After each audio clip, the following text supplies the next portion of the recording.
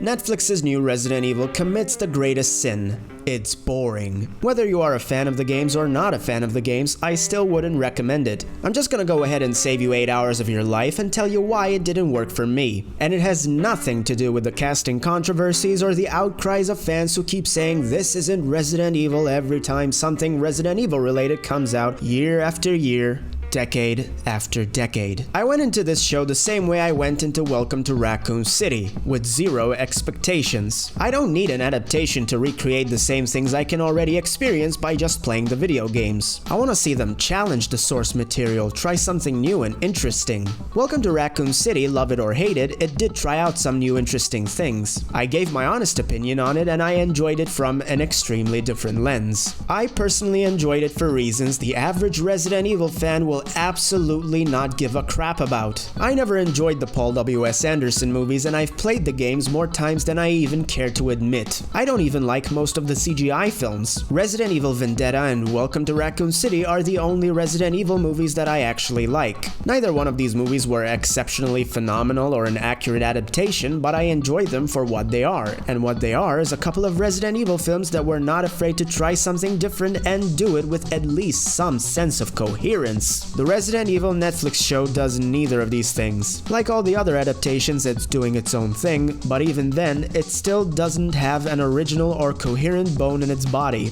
I'll start off with the positives. Let's start off with the obvious one. Lance Reddick. Phenomenal actor. I wouldn't say his back must be hurting from carrying this show because even he can't save it in the end, but he is the only reason I even made it to the final episode. He is unequivocally the best part of this show. I enjoyed some of the other performances, but the acting in general just wasn't that good. Lance Reddick is by far in a league of his own, however I will say that I really enjoyed Ella Balinska's performance as the grown-up Jade Wesker and Paula Nunez as Evelyn Marcus. Even with such a mediocre script, I think those two were really good in the show. Another thing that I kinda liked was the music. The songs were decent, but that being said, most of them did not fit what was going on and they did not set the appropriate tone. I also think the color grading was done well, especially in the scenes where the red lights go off at Umbrella HQ. But that's about all the good things that I have to say. Let's get to the most obvious problem with this show. The atrocious writing. Now let's not beat around the bush here. Resident Evil is by no means the Citizen Kane of video games or anything like that. It's an eclectic horror franchise held together by visually creative settings, lovable characters, interesting events, wonderful atmosphere, excellent soundtracks, and gameplay loops where the interactivity actually enhances the narrative quality. The writing itself was never the strong suit in any of these games. The bar was set pretty low since the beginning. When you think about it, Resident Evil is actually probably the single easiest video game series you can adapt to the big screen and the small screen. I don't think you'll find anyone who would disagree that the most ideal adaptation at this point would be to just make one season per video game in the franchise. Season 1 would be about Resident Evil 1 and the Spencer Mansion. Season 2, make it about Resident Evil 2 and the police station. Season 3, make it about Nemesis. Yada yada yada. Take the story from the games, mix them with the characterizations and depth added to them in the SD Perry novels, get a good horror writer-director like Mike Flanagan or James Wan, and you have the best Resident Evil adaptation everybody wants. Why is it so hard to do? It's one thing for Welcome to Raccoon City to be an experimental adaptation, but the Netflix show shoots itself in the foot with just the premise alone. It's an entirely different story from the games, but it also wants to tie back to them and use them as the backstory for these events. Studios can think tying their stories to the source material is a get-out-of-jail-free card all they want, but what they're actually doing is writing themselves into a corner. With how convoluted the lore is, the only way that specific premise could work is if the script has actually good writing, which it doesn't. Here comes the spoilers. The Netflix Wesker is not the real Wesker. He's one of 3 different clones. How original. This show wasn't doing so hot before this point, but this is where it really started to drop the ball. The revelation that this Wesker is a clone happens at the start of episode 7. Apparently, it takes place in 2005, which is 4 years before he died in Resident Evil 5, which the show actually acknowledges to be part of the canon. But the weird thing is, the real Wesker that is seen in the lab with the clones still looks nothing like the original Wesker from the games. Now, a huge disclaimer here, I don't have a single problem that Wesker isn't the same blonde guy from the games. No, the real problem is that it says it's canon to the games, but this is actually contradicting the games. The real problem is where it's set in the timeline. Why does this scene take place in 2005 instead of after Wesker's death? It would have made so much more sense that Umbrella would revive and transfer Wesker's consciousness into a completely new body, something along the lines of Altered Carbon. This scene taking place in 2005 when Wesker's still alive makes absolutely zero sense. That's a continuity error. Unless Capcom is completely overhauling Wesker's appearance for the remakes of Resident Evil 4, Resident Evil 5, or Resident Evil 1, then this scene has no reason to be set in 2005. That's the most confusing part, but it's not why I did not enjoy the show.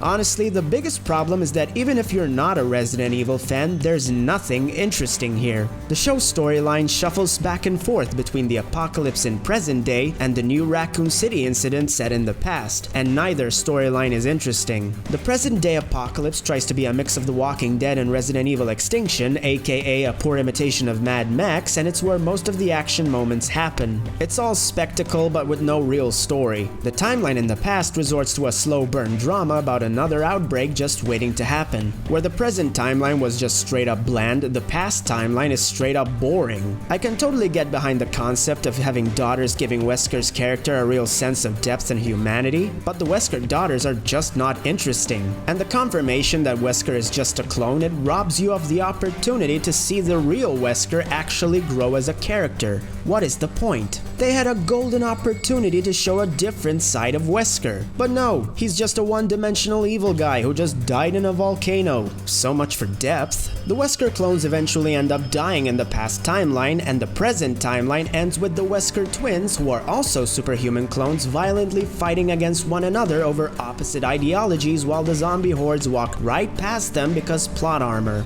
Sound familiar? And last but not least, the most annoying thing in this show is that every single character is obnoxiously stupid. Most zombie dramas these days don't really care much about the zombies as much as they care about showing us that humans are no better than the zombies. And you know what? They're right. Both the characters and the zombies in this show have the same amount of brain cells. 0. And what's worse is nobody makes dumber mistakes in this show than the main character, Jade. The show likes to keep telling you that she's a Wesker and that she's impossibly intelligent and gifted, and yet if not for the stupidly obvious plot armor, this character would not have made it 5 minutes into the show. It's that poorly written. The best way I can describe Netflix's Resident Evil is that it's The Walking Dead Season 8, but with even more fluff, bad writing, and pointless drama that goes nowhere. The practical effects are good, but when it's this generic, it's hardly a positive. Compared to the beautiful John Carpenter-esque cinematography of Welcome to Raccoon City, the Resident Evil show's cinematography is utterly uninspired. The CGI was better than Welcome to Raccoon City, but that's not exactly setting the bar high, nor is it a fair comparison. It's a $25 to $40 million low-budget Hollywood movie against a Netflix show that has quote-unquote unlimited blood budget. Also, apart from the zombie dog, the CGI in the first episode was absolutely terrible. Just do yourself a favor. If you want to watch a good zombie show that came out on Netflix this year, save your 8 hours and go watch All of Us Are Dead instead. That is how a great zombie TV show with teen drama should be. It's got great writing, it's full of incredible actors, it's got an interesting conflict, and for a zombie drama, not a single character actually dies from stupidity. It is everything the Resident Evil show is not. It's not the worst show in the world or anything like that, but 8 hours is asking a whole lot of your time without respecting it. I'm giving the Resident Evil Netflix show a 3 out of 10. And with that, The Raven draws to a conclusion.